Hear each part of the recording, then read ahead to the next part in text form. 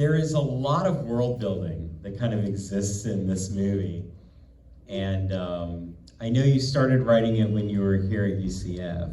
So can we just, before we get into kind of like more of the intricacies, can you just start with conceiving this story and then sort of how long you sat with it before you started the film? Damn. Definitely started in middle school as like almost another story entirely. Like Louise was like albino and shit, you know, and just like had the sex power but not the menstruation yet. It was in like a comic book form. And it's ironic you ask because my friend John Hamilton back there, who went to UCF Film School with me during the time, he was in the same class I was, where it was called Foundations of Story. And we had to like make a narrative of some sort, and I can't even, for some reason I'm like, I'll do a graphic novel, you know, and then I realized I don't want to do graphic novels, because like, I like drawing, that's my first passion, but like, I'm done with it now. So it's just film world for me now. So, yeah, I went to, let's see, yeah, it was like comic book, and then it kind of evolved into like, my friend Chris, who plays Charlie and helped me write this film, we were roommates at the time, and we were both really, really into romantic horror comedies, and he introduced me to ROCKULA. Nice. Yeah, and I just seen My Demon Lover, because I worked at Salvation Army, and I was picking up everything like crazy kung fu movies, and I was like, who's this Scott Valentine? What's Family Ties? What's this all about? You know, and he was my type. I love like dumb, lovable idiots, you know? So Had great hair. yeah, I should make it very clear, like, Chris is not like Charlie in real life, because people think that, like, the whole babe thing was me. It was, like, my love of Beetlejuice, my first love, you know, kind of, yeah, you know, so, maybe. Yeah. But you can see a little bit of that in there, like, especially in the sequence in the grave, that's sort of the throwback, you know, it's got a very Burton-esque like vibe. Edward Scissorhands was the film that got me into filmmaking. You know, I remember like in 1990 watching it in the theater and just being like, oh, you know, and watching it again on VHS, like going through puberty and being like, oh, you know, so it was just like, I think I wanted to have a female character that like gave me the same feelings Edward Scissorhands did, just like this kind of modern, pitiful monster, you know, who's just trying to get by, you know, and and Beetlejuice, of course, like, and I'm actually really excited for Beetlejuice too. So I'm totally down. Yeah, I'm I wasn't avoiding at the first, trailers. I'll be honest. I was I'm like, not oh gonna no. watch the trailer. I like actively avoid it. Oh, like the first trailer is meh, but the second trailer is like, I think it's because like they actually show Michael Keaton as Beetlejuice, and he's like an older gentleman now, but still Beetlejuice, and it works. So, you know. But yeah, I'm trying to think, there were so many influences, like Liquid Sky was one you could see with the poster the in poster there. in there for Liquid Sky. Yeah, I worked at Trauma as Lloyd's assistant for a little bit, you know, so I was just like involved in that world for a while. Yeah, always loved horror movies, like, you know, just like, because they were the thing that I was denied. I had a very strict upbringing, so I wasn't allowed to see anything R-rated, nothing bloody, so all the things in my imagination that like I thought were even more scary than the movies. So my goal was to kind of make a movie that looked like the VHS covers, what I thought the VHS covers were like, because they made it look crazy, you know? Oh, I mean, that's the whole marketing aspect of how horror worked in Blockbusters and mom-and-pop shops. I worked at Blockbuster too. Yeah. Blockbuster Trauma. Anybody else think what a trauma bond with this? Yeah, Blockbuster Trauma. I had to watch so many Blu-rays get stolen. So, and I couldn't stop them. I'm not going to stop them. I made $4.10 an hour. Yeah, pretty much.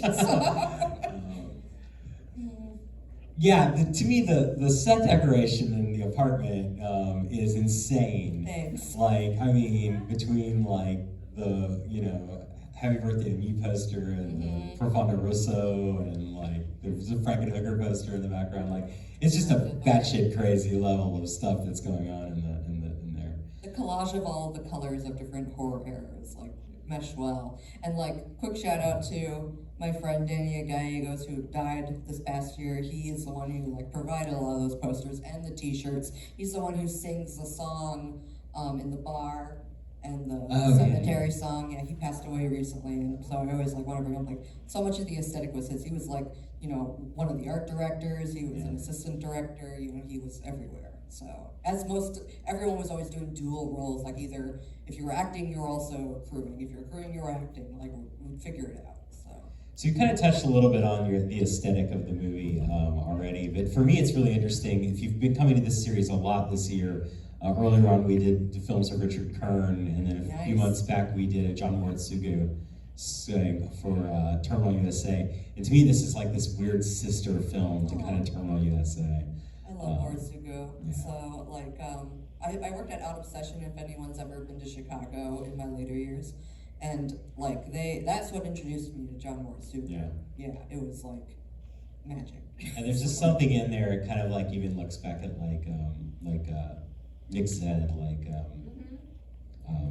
yeah, you can just see a lot of that like DIY set making that kind of exists inside the film. So as you were kind of putting this together, I want to talk just maybe a little bit before we let the audience kind of have at you.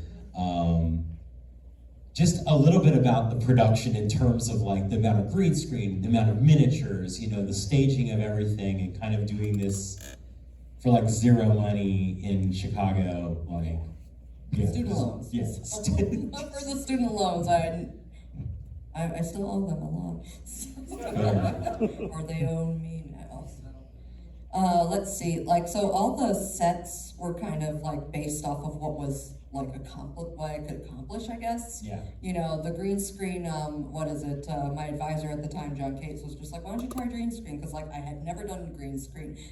I barely color corrected yet. Color correction's a big thing for me. And I kind of just went nuts at grad school at SAIC. And before that, though, I was like connected definitely. Like you saw the trailer Chances, like that was where like the wackiness, the artificialness of Pee-wee's Playhouseness comes in. You know, so it's just like a slow evolution. Like as I learned more technology, you know, as I needed it, because it's really hard for me to learn new technology unless I need it for a purpose of some sort. Yeah, so. Here's a really interesting kind of thing to bring up. Obviously, you all saw the trailer for it, but for me, this is like a short that, like, if you watch it, and if you watch a lot of student shorts, and obviously I watch a lot of things that are made at Full Sails and UCFs and FSUs and things like that, and nobody ever does this level of like art direction on a short on Earth. Like there's like 8,000 things like on the background walls of this short. And then you see that in this film. Like you see like when the girls are having like their moment around you, you see like alien Jesuses in the back. They're actually Barbies covered in tape. It's just great.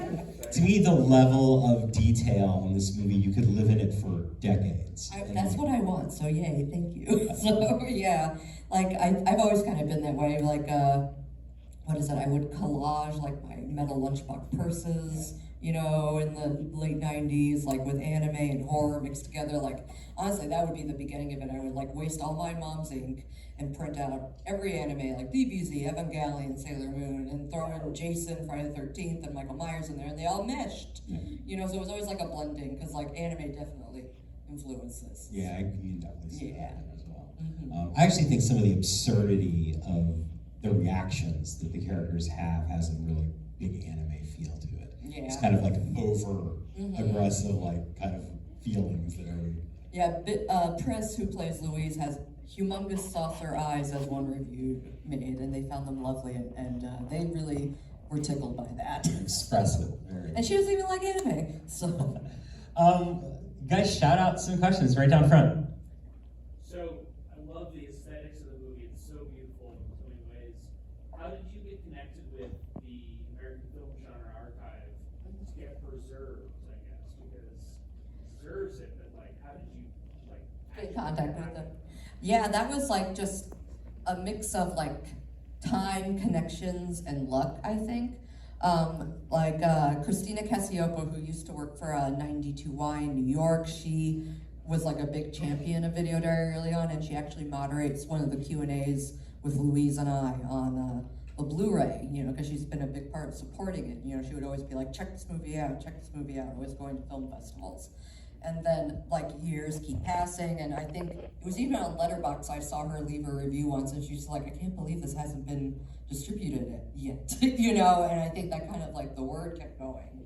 And eventually, I think she had connections to some people who worked at AGFA and OCN actually. OCN was the first step, and Okay. then AGFA, and I honestly didn't even know Vinegar Syndrome was involved until it came out, so I was on my surprise, because like my first goal was to do Vinegar Syndrome, so. Have you met Tim Lee? I don't think I've met him, no. Okay, because he owns the AGA. Oh, okay, yeah, no, I know Joseph Ziemba and. Yeah, this is right in Joe's wheelhouse. Like, it's amazing to me that Bleeding Skull didn't cover this movie before, and that Joe and Annie weren't the ones running after getting it. Yeah, that was surprising. Annie is his significant other, and she did a screening in Alamo Drafthouse in New York. Yeah, and that was awesome. So it's very bizarre and surprising to me. I think the gift of time added enough nostalgia, and longing for this, that it worked in its favor. So That's super awesome. Yeah, in the back here. Hi. First of all, thank you. thank you. That was amazing. Awesome. I want to ask about the animal print. The It's which? everywhere. Oh, the animal print. Yeah. I feel like there's such a deeper story as to why you chose certain places to place it. Please tell me more. I would say mainly the Cramps were the biggest influence, like Cramps. Yeah, Cramps album covers. Like, there are parts in the script. I think her first outfit was like, she's wearing a Cramps t-shirt and leopard print leggings. It was.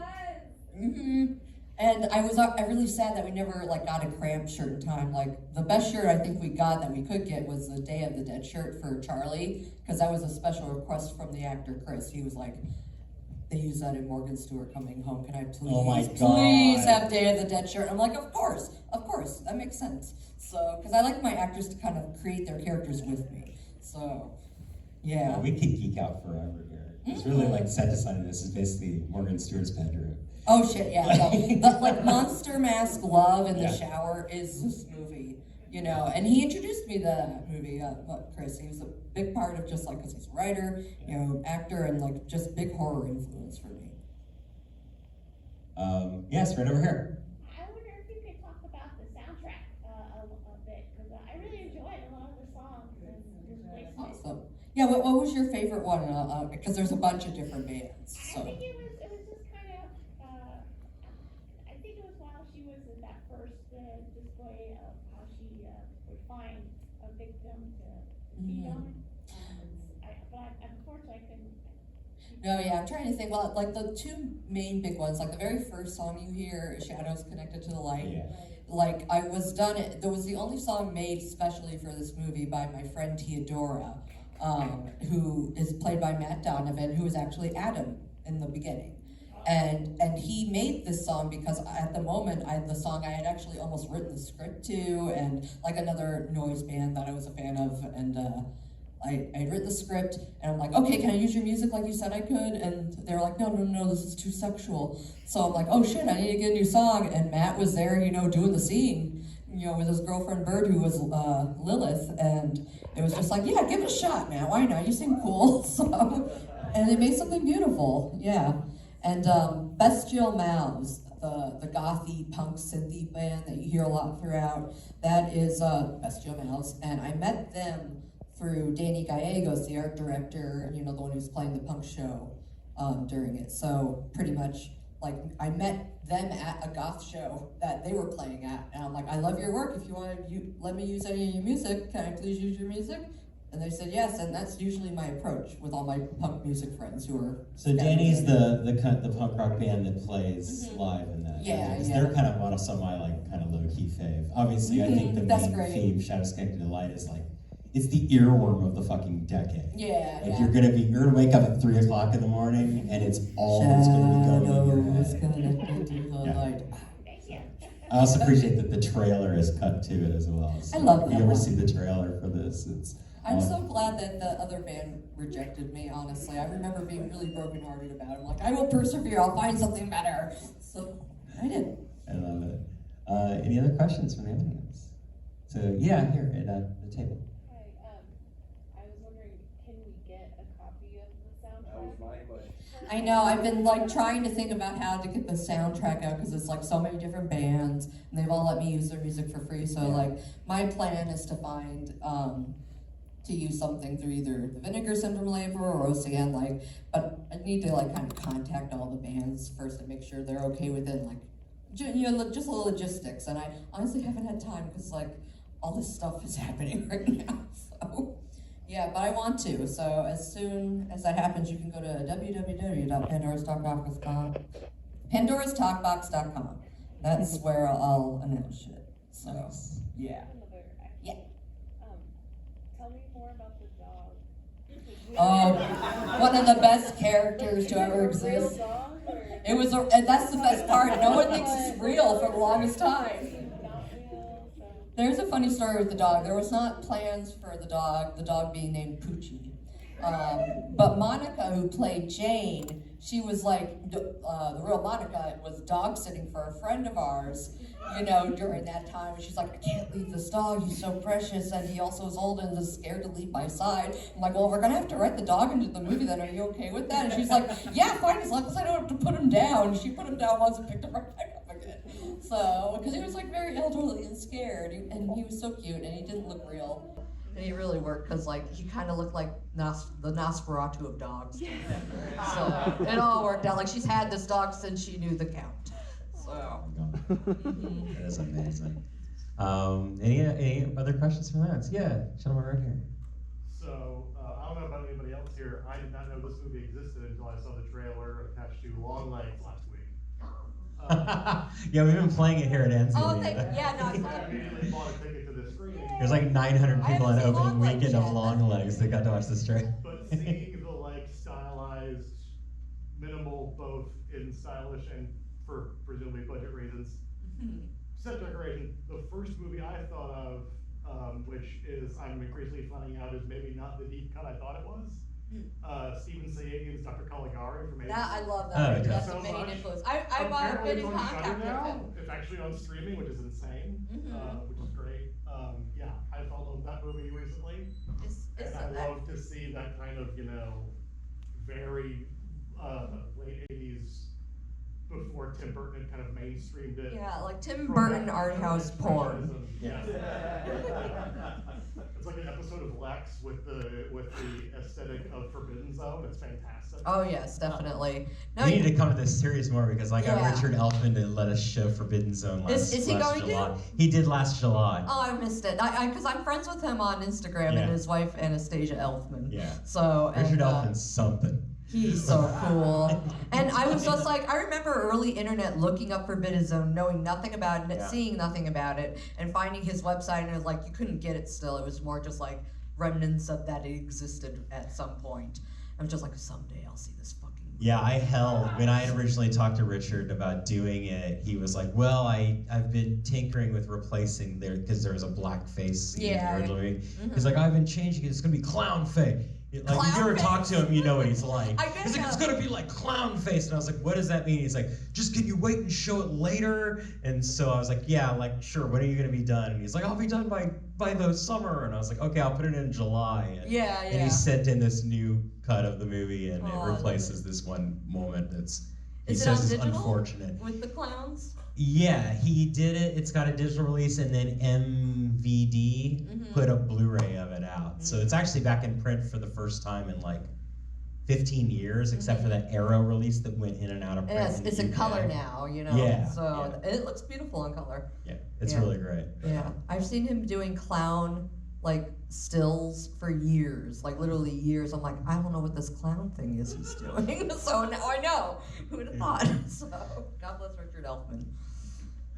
Any other questions from the audience? Yeah, right back here, and then I'll come back to you. So, how do I get this as physical media? Because this was phenomenal. And second of all, how do I get you to sign this poster I stole out of the box out front?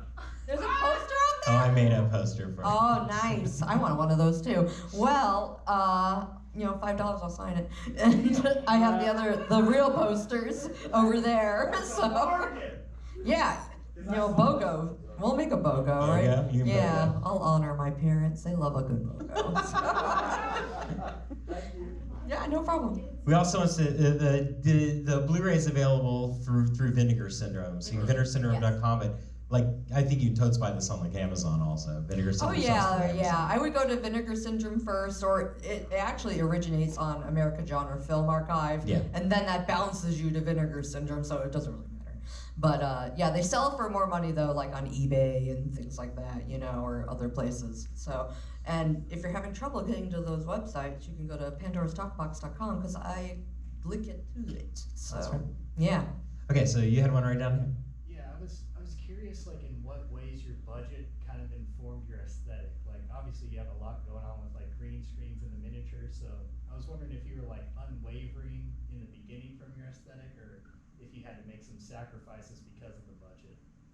Yeah, I always feel like I'm like there will be no sacrifice if I can figure it out. You know, it's almost like the sacrifice itself is trying to find a better idea to make it more minimal, like, which I think is ironic because I know I'm very maximal looking, you know, but like, you know, just trying to make it work with what you have, rewriting the script, you know, to just be simpler, because it started off as a big odyssey. I think that's why the world building is such a big thing, because like the world was built and then I had to kind of keep zeroing in, like what's important about these characters. And it was the romance. Like in the original script, it was a lot more about like all the Lilith, you know, and I still would like to explore the Lilith, but like I was most interested in the romance, you know, because I just, you know, like, was it hopeless romantic? That's what it is, like.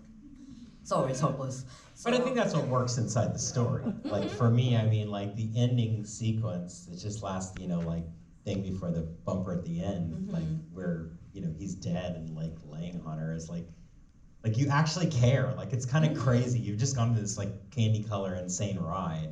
Like at the end of the day, you're like, whoa, fuck. Yeah, I feel honestly Douglas Sirk was a big influence. So like the melodrama, the colors, the silks, yeah, the pastels or more contrasty pastels. But and you know, I think, you know, I'll be honest with you, the budget at the end of the day was like, it's hard to tell because like I went to grad school at SAC and they had the equipment. I overused their green screen sound stages and black screen too for the VHS sequences. So it's like that's like, you know, the undisclosed budget of my forever loans I'll never be able to pay off.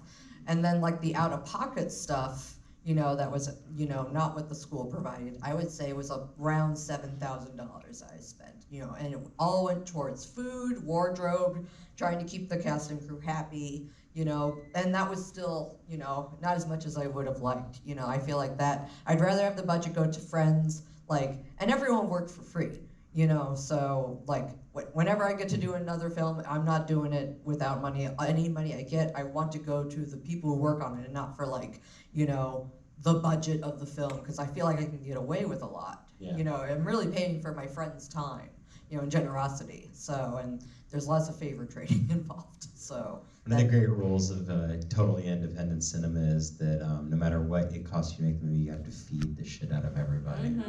Yeah, it's rough. So, and shout out to Tim Dukes back there, who was our master chef on Killer Makeovers right there. Yeah, he cooked all our food, and it was beautiful. It was healthy. That's actually, that's a good transition as we kind of like wrap up, and I'll bounce back to the audience one more time. But do you want to talk a little bit about Killer Makeover, where you're at in the production on it? My friend Chris and Sarah and Phil, they wrote it together, and that took about a year, you know, and then I did a little rewrite, and then we had to shoot. We had to shoot at a certain time because I wanted to, like, you know, not take over all of my friends/roommates' space at the time. I'm looking at you, Jimmy. And, you know, so it's just like trying to balance, like, you know, giving them a deadline because, like, you know, I couldn't keep putting it off. Like, if we're going to shoot in this place, we've got to do it now. You know, so basing off that, and like, you know, the script was very like a big budget idea from them, and you know, they don't really know how I work either, and I don't know how they work. So it was kind of like a hybrid. I did a rewrite of the film. It made it more manageable. And we did 2 weeks of it at like over, you know, November in 2015, like 2 of them at our house. We did the green screen for like more simple scenes, and also the scenes that were in her bedroom or anything that we could do in the house. And then the rest of the green screen was done at No Nation in Chicago, which was like, you know, an artist kind of like warehouse situation. I just paid him rent for, you know, like 2 weeks. And yeah, we just shot there and had people come in and out, and we were doing everything. Like, pretty much the actors and the crew were the same people, like 3 to 5 of us at any time. So the sound is not the best when we recorded it because of that. But also Jimmy, who's filming me right now and was also my roommate. we'll fix that because he's our sound designer. Fix it in post, Jimmy. Thank you, Jimmy. No pressure. My pleasure. Thank God. Yeah, so, and that movie's been going on for like 10 years because it became a big like effects odyssey for me. Like I kind of learned a new aesthetic and everything, or developed one or whatever, you know, and just kind of, since Video Diary was like maybe 20% green screen, Killer Makeover is like 80% green screen. So definitely learning my lesson about effects on this one. All right. So. Any last questions from the audience? Yeah, way in the back. Hi. Hello, I'd like to say first off, this might be one of my two favorite things. I really like this. I love the handcrafted neon look, but I have to say, one of my favorite just locations was like the bedroom. I was curious, like, if that was at all like set up for the movie, if you guys would just like, this one of my friends like bedrooms, let's just go in here, that'd be cheap. Oh man, no, so it was my bedroom, but it didn't look like that before. I actually like, you know, like a calm, like wooden aesthetic in my real life. You know, a little quaint cottage core. You know, it turns into some horror movie posters here and there. But like, honestly, the bedroom and the living room too were based off of how I used to decorate my rooms in middle school and high school. Like I like bringing up the printing out too much paper. I would literally wallpaper my room with like pictures, screen grabs of movies I like there was no white spot available, so I'm very much about filling all the space still. You know, like, that habit happened. And when you look through the camera lens, you can kind of like find that world very easily. Like you don't have to fill up the whole space, you can fill up just a tiny bit of space that makes it look like it, you know. So, yeah, and I also had a lot of movie posters I grabbed from Trauma at the time that I put up on the wall. But yeah, no, I just love decorating my room with a bunch of crap on the wall. So that's my thing. All right, one more question. We got time for one more. Come on, don't be shy. Somebody's got one. Yeah, Enos Homer, sure. I just thought I would ask a little bit about your world building. Was there anything in particular that guided you to this history of the Lilith and the Lilith? Oh, yeah. Your own inspiration? So the biggest inspiration for Lilith was probably Neon Genesis Evangelion, the anime. But yeah, you know what I'm talking about. You know, and I'm sure you can see it. Like, I made a friend recently on Letterboxd. I'm like, I saw her review. She was like, oh my God, Neon Genesis Evangelion everywhere. I'm like, hey, yeah, I know. You saw it. So you got me. And I recommend it highly to anyone who hasn't seen it because it's an anime that like kind of twists and, you know, avant-gardes up the entire anime genre of mecha and everything and turns it into like this weird body horror primordial ooze kind of thing at the end. Like you don't know what's what. That's crazy. They've got the feature films that they've been doing over the last decade are also batshit nuts. Yeah, and they did Lilith in like an alien way, and I always like that because you know you see a lot of stuff with Lilith like, oh, she's a biker chick and she's, you know, evil or something. You know, it's kind of like lame. So I wanted like, real Lilith, and they have their own religion, you know. And I'm working on that in other scripts too. I think I really like the idea of like culty supernatural religions and the ones who are not really into them when they want to be. So yeah, so that's mainly the world building on that. Yeah. Awesome. Right? Is that good? Yeah, cool. that's it. You know, you guys got to keep following Lindsay out there. Last night at Stardust, she did the Pandora's Talk Box live. If you were out at that show, it was fucking amazing. It was so much fun for me. I hadn't played in like 7 years. Yeah. So any last plugs from you?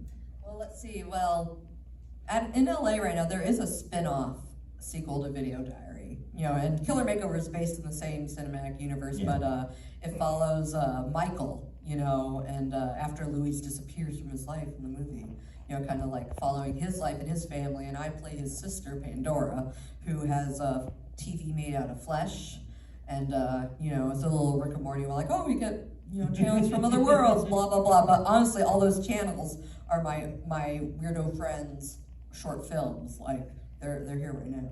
So, just kind of like channel surfing, liquid television with like mystery science theater weirdo characters like commenting on and everything at the video store. So, and that is, there is the, the pilot is on the Blu-ray of the Video Diary AGFA Blu-ray.